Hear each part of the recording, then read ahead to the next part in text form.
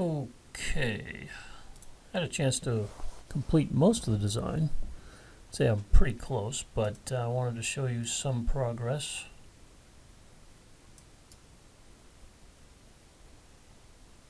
Most of this you can see.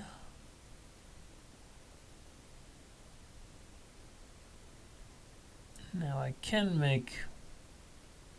probably make this all one door, and all this one door. This is one long door, and these are two doors, as you can see here.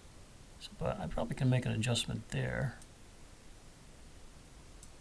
I've got the glass, prepared for glass doors here, and in these four doors, I should say. And then you can probably tell, but I've got some under cabinet molding too I've put down.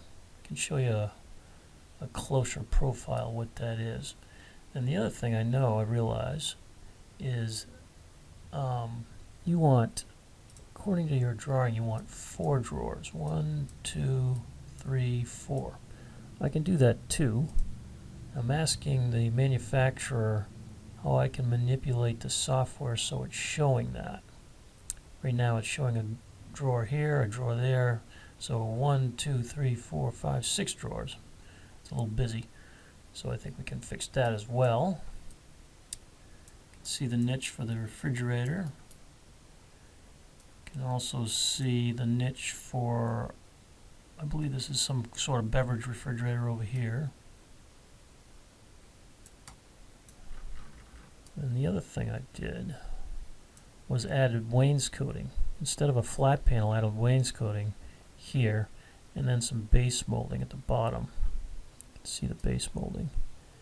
And I ran it on 3 sides of the island. These are working doors, I should say. Let's hit that button. It actually pulls up what it looks like with a flush toe kick at the bottom. Inside will be adjustable shelves. This is a 12-inch deep storage. And on the sink side, it's going to be 24-inch deep storage. See the microwave drawer at the bottom. Can't remember what this cabinet is. Okay, it's an 18 wide, and it has 2 trash bins in it, with a working drawer on top. Then you have a 33 wide sink base, I believe.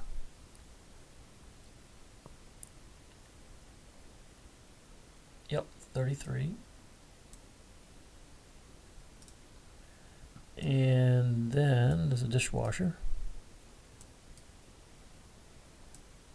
And I've also put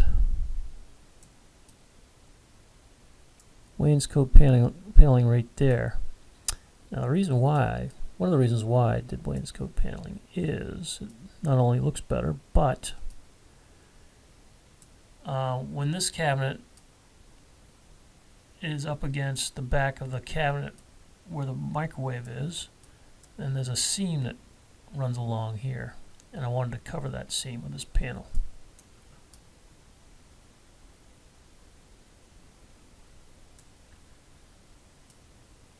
You can see the range top section. Now in your plan you had 21 inches for our draw base. You had that here, and you had that here. These are 18 inches wide. That's the amount of wall space you have. So if you wanted to change these to 21, then this wall space would have to grow this way by 6 inches, if not more.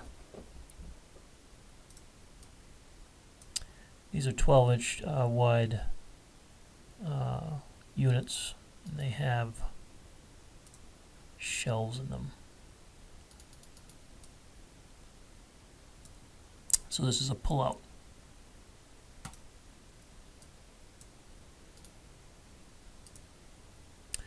And this cabinet here has the various Has a drawer spice rack and a cutlery divider.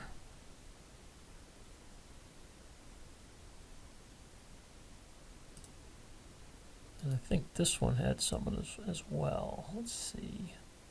Knife block. There's a knife block in there.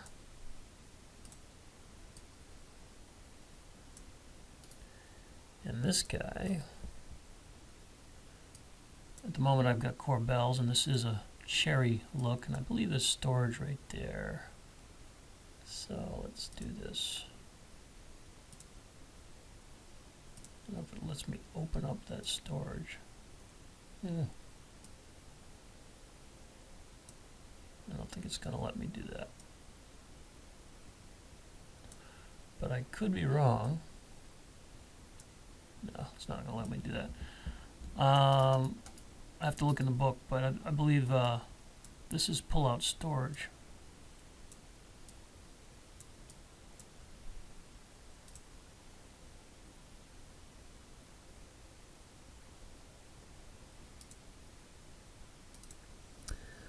Now I'm reading these, and I would think that this would be storage. This section here and this section here. But that's not what it says, so I'd have to clarify that. This section here is really meant for the vent fan. Now I know that's not an outside wall that you have, so that might make it quite difficult to vent a stove if that's what you want. I think I'd want it vented. Probably it's a little tricky, but probably, and I've seen it done before, but generally vents go up and out of the house. You could go down into the basement and out of the house, but that's not as good. Hot air rises. So, something to think about when it comes to placing the stove on that inside wall. The other wall is closer to the garage and perhaps might be vented easier. So I'm not sure if much thought was considered when selecting this hood and the positioning of the stove.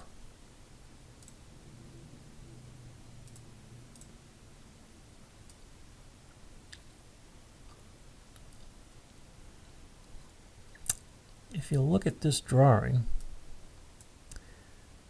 this molding here prevents the door from swinging open, so maybe there isn't any storage back there, which in my book would be kind of wasteful.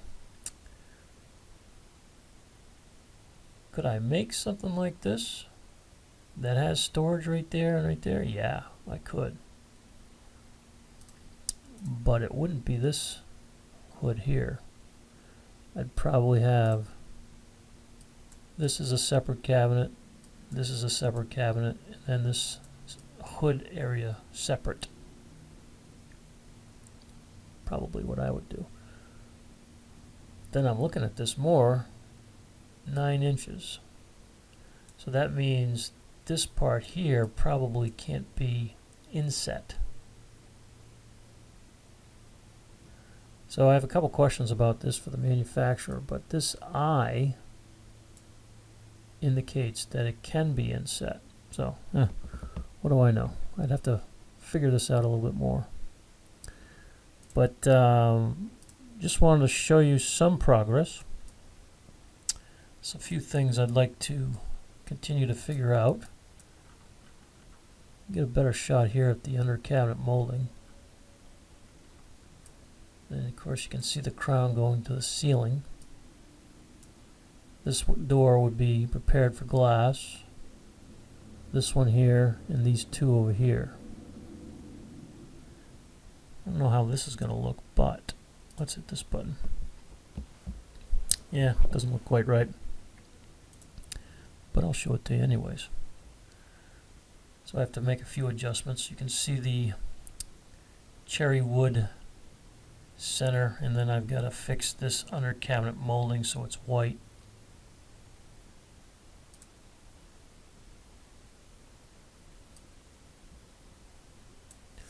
But you can kind of get a feel of how the kitchen's evolving in color. Let's spin this around. Check out the other side. Oops.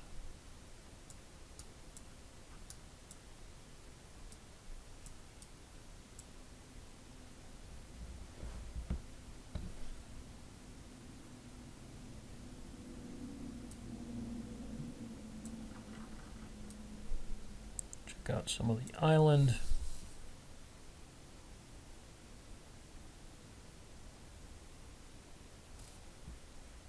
See a little problem here too. Got to fix that. The base molding needs to be cherry.